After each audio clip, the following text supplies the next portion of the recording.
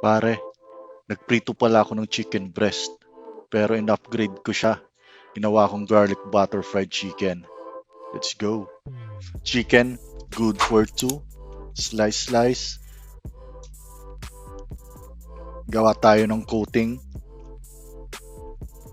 Mekos, mekos. I-coat na natin yung chicken.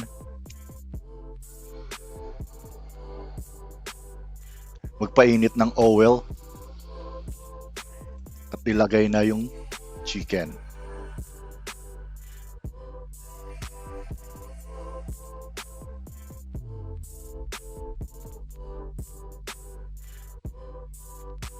So meron na tayong fried chicken. Sunod naman gagawin natin is yung garlic butter. Tunaw lang ako ng butter. Nilagyan ko ng garlic. At ibuhos natin sa fried chicken. Yan, garlic butter fried chicken.